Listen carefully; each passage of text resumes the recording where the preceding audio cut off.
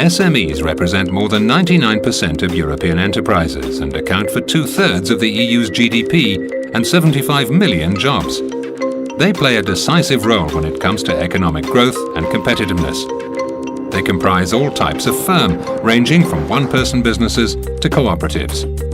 Whilst some SMEs offer very traditional services or craft products, many others are fast-growing, high-tech companies.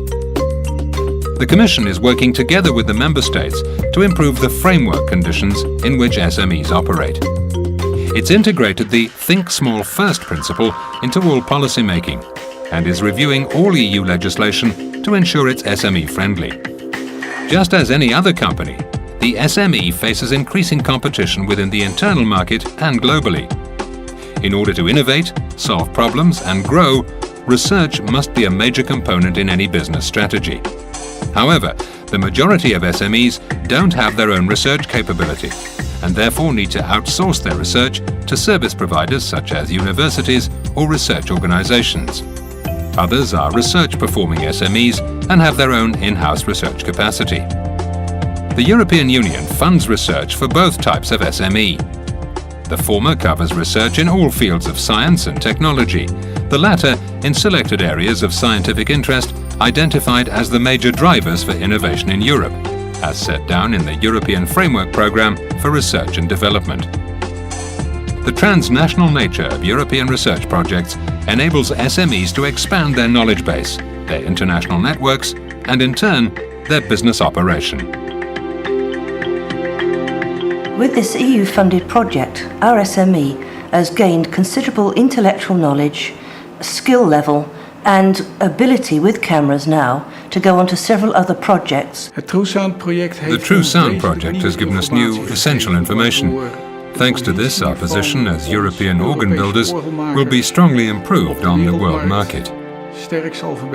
From this project, our SME has achieved a significant involvement in a new, highly innovative energy-saving system. With this EU-funded project, our SME has learnt the application of RFID to a completely new area of application, including cameras and visual images. And I think without the EU-funded project, we probably wouldn't have looked at that area. Sometimes people think that European research is just about funding big multinational companies. It's quite the opposite. It's about helping SMEs. SMEs are hugely important for the European economy.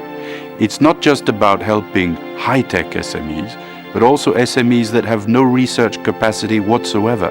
They can outsource their research to universities, to research centers, and they can benefit from the fruits of that research. It's also about helping not just individual SMEs, but also SME associations, whether they be at the European level, the national level, or the sectoral level. The program has considerable resources. Over the 7 years, 2007 to 2013, it has some 54 billion euros, just under 8 billion a year, and around 15% of that is devoted to funding SMEs. The program is attractive for SMEs.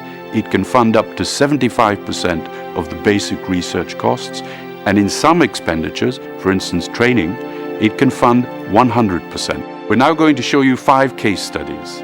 They involve small and medium-sized enterprises that have benefited from the European Research Funding Program. They involve a variety of industrial sectors: food, security, environment, electronics, and materials engineering sector. We hope you find it interesting, and we hope it encourages you to take part in our program.